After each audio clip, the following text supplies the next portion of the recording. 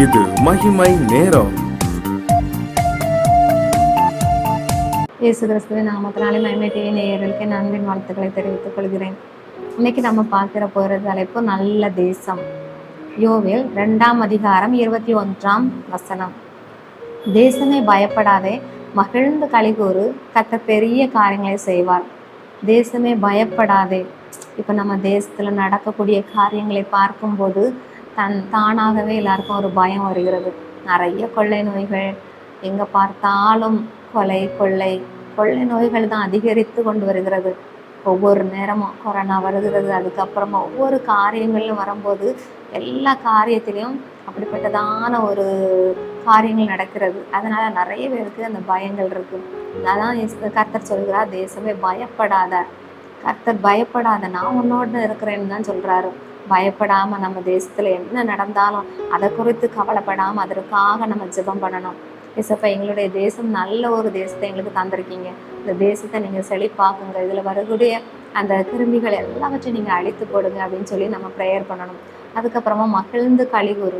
நீங்க எப்பவுமே சந்தோஷமா மகிழ்ந்து களிகூறணும். எந்த காரியங்கள் செஞ்சாலும் கர்த்தருக்காக நம்ம சந்தோஷத்தோடு இருக்கும்போது எல்லா காரியமும் நம்மளுக்கு எல்லாமே நல்ல விதமாகவே நடக்கும். பாசிட்டிவாகவே நம்ம பேசும்போது நம்மளுக்கு அந்த காரியங்கள் எல்லாமே சரிவர, எவ்வளோதான் தடைகள் இருந்தாலும் நம்ம அந்த காரியங்களையும் மீறி நம்ம சந்தோஷமாக மகிழ்ச்சியாக நம்முடைய காரியங்களில் ஒரு வேலைகளை செய்யும்போது ஒரு சுறுசுறுப்பாக செய்யும்போது அந்த காரியங்களை நம்ம நீட்டாக நல்லா அழகாக செய்து முடிக்க முடியும்.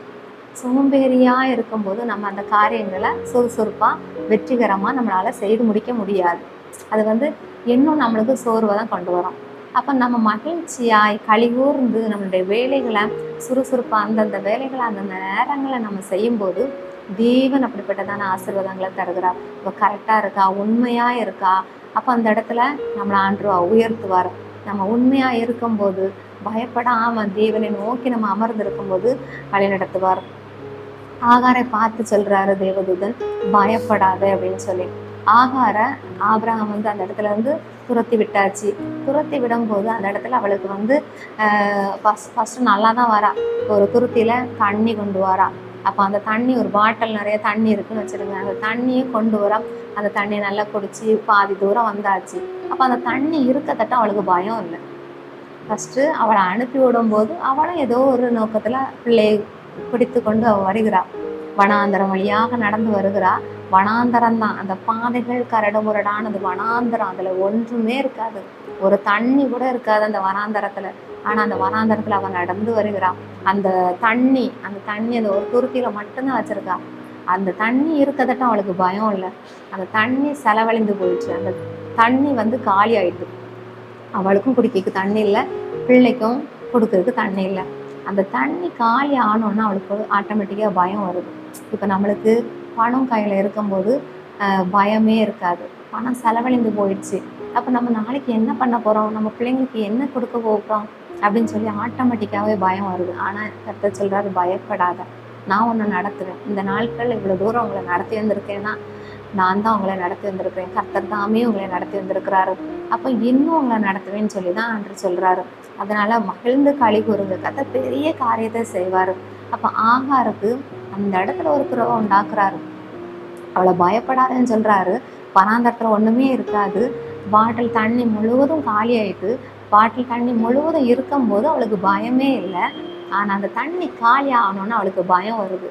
ஐயோ, நம்ம என்ன செய்யறது, பிள்ளை சாக்கெடுக்கிறது, நம்ம என்ன கொடுக்குறது, தண்ணியே இல்லையே, இந்த வனாந்தரத்தில் எங்கே போய் தேடுறது, எதுவுமே இல்லை, யாரும் எனக்கு உதவி செய்ய இல்லை, வனாந்தரமாக இருக்கிறது, என்னுடைய வாழ்க்கை வனாந்தரமாக இருக்குது, யாருமே எனக்கு உதவி செய்கிறதுக்கு இல்லை, நான் எப்படி இந்த காரியத்தில் நான் தேடுறது, நான் எப்படி இந்த காரியத்தில் அந்த காரியங்களை பெற்றுக்கொள்கிறது, எப்படி செழிப்பை நான் பெற்றுக்கொள்கிறது, எனக்கு உதவி செய்யுங்கன்னு சொல்லி கெஞ்சி கேட்கும்போது தேவனை நோக்கி ஆகிற அல்றா, கண்ணீர் ஒடிக்கிறா.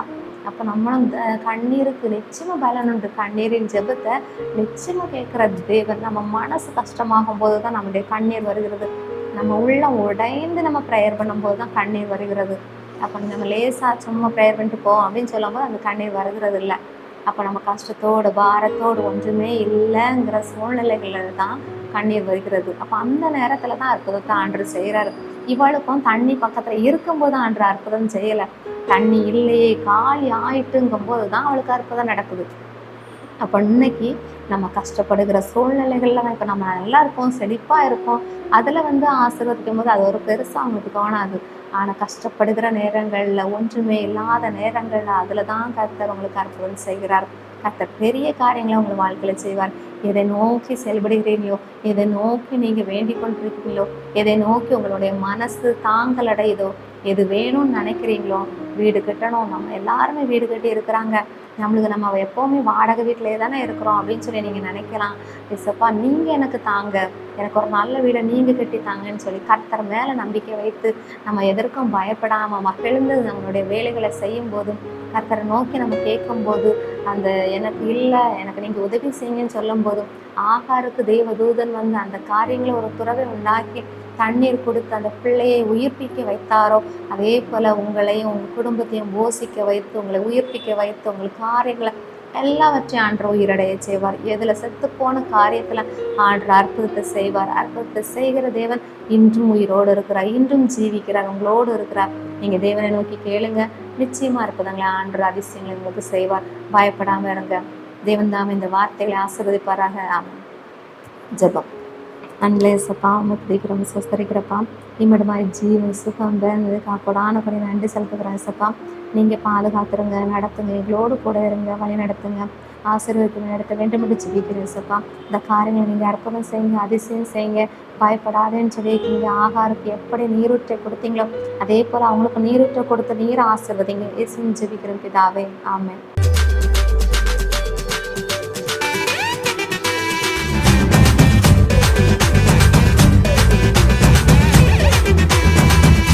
மகிமை மகிமை மகிமை